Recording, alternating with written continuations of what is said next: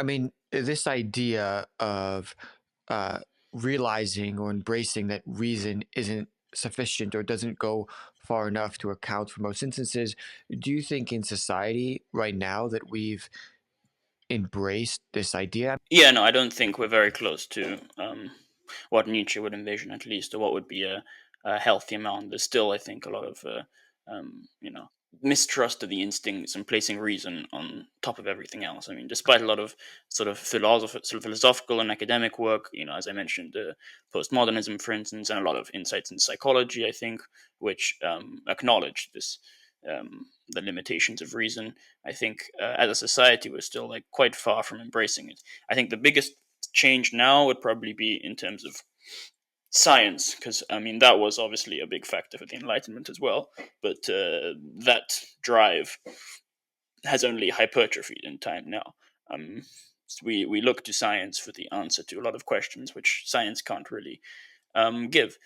Science is very good at what it does, but what it does is make predictions for the future and use that to build technology and help our lives. And it's very good at doing that.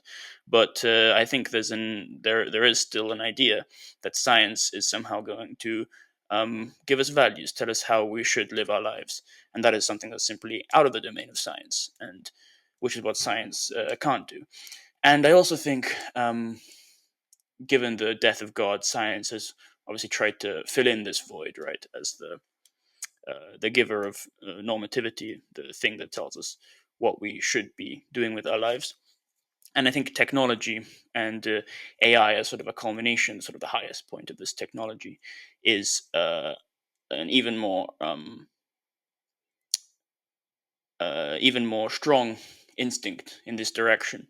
I think there is a sort of idea in what we're doing with AI and technology broadly that we can outsource our search for how we should live our lives. Um, Once technology and AI become more advanced enough, we can sort of just like give these questions to the AI, and the AI will solve it for us. Um, but obviously, that isn't going to work because again, morality, how you should live your life, is a inherently, inescapably personal sort of question, and no external factor can really tell you how you should live your life. There's so many things I want to say, and I want to keep it on Nietzsche, but there's a lot of uh, questions that I have for you. Um, in terms of, I do want to touch on this AI question because I do think that is one thing that a lot of people are feeling is like we're getting to the point where we're essentially saying we don't need humans because AI and these high techs can do reason better than humans can. And you're saying that Nietzsche's response to that would be yes, AI can do certain things and reason well much better than humans can, but we can't eliminate the human element to it because there is limitations to these to what reason can get us to. And that's one of the main reasons why, like you said, high tech, AI, all of these high powered machines are never going to be able to uh, replace like human tasks, human things. And I guess if you do think that AI can replace most of human tasks and most of human experience, then you probably are thinking that to reach the highest truths or to kind of that the highest amount of reason or the highest order of reason is sufficient to to accomplish like or to fulfill life. Yeah, well, I mean, it's related again to what my paper is about, which is like salvation and soteriology, the same as the doctrine of salvation, which is the target of Nietzsche's criticism in Christianity. But I think with the death of God, sort of there are a lot of secular versions of this salvation. The sort of the drive for salvation hasn't been abolished. A lot of atheists would like to think they have. As soon as they stop believing in God, they think they're rid of sort of the religious impulse and the any kind of religious connotations. But of course they're not, and they just move this drive to be saved away from God and into something else. And I think AI is certainly one of those sort of like it's less of a personal one, I'd say, because I don't think you'll get many people who I mean, will say consciously, first of all, that they think AI will, um, you know, usher in a utopia.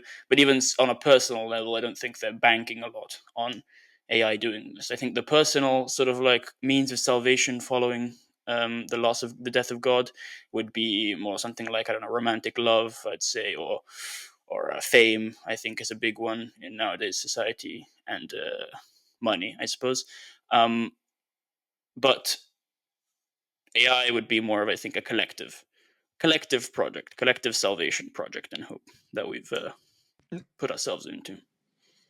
Now that's a really fascinating idea, and I think one that's starting to get talked about more, but still definitely not enough, is this idea that salvation outside of a religious connotation, that there can be like that we're at the point now where maybe people are going away from the religious salvation, but there's a different kind of salvation that people are embracing, and whether Yeah, that's and can you just talk a little bit about that, if that's something that you're able to speak on?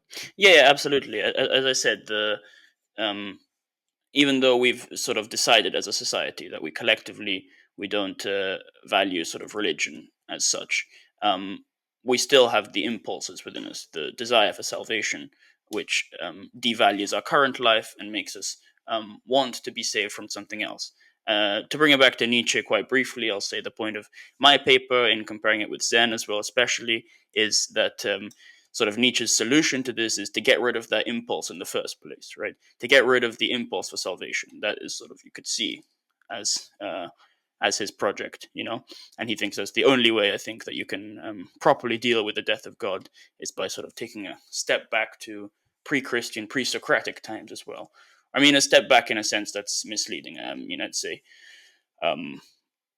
I'd say there are things he would like to emulate from the pre-Socratics, but not necessarily be like them. But anyway, yes. I was just saying the way that sort of individually and societally we now view salvation.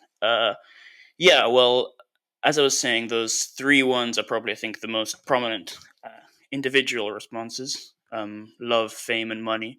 There's an obsession with all three of them, which goes far beyond the point of just like wanting it for our own personal pleasure. Um, I think you know love is maybe the most striking one.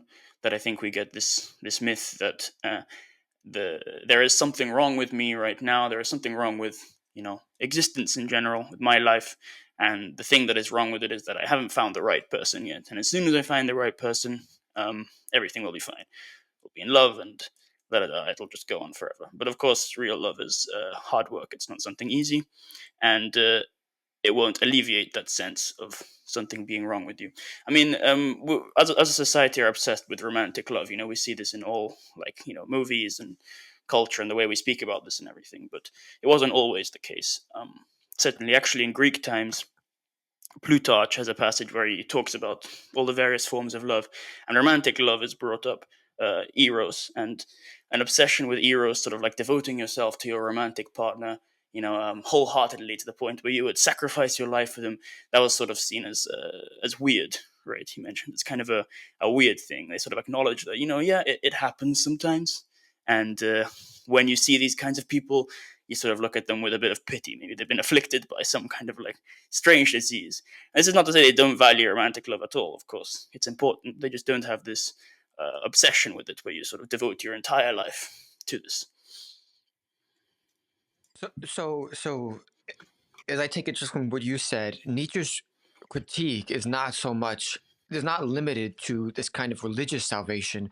It's the thinking that there is a a higher world that can save you. It is thinking in terms of there's something out there that can save me. Yes. That's the critique, and not necessarily like religious salvation is included in that critique, but it's far broader than that because it's about thinking that you can be saved. That there's a higher thing that can save you from your problems and your suffering. Yep. Yeah. Absolutely.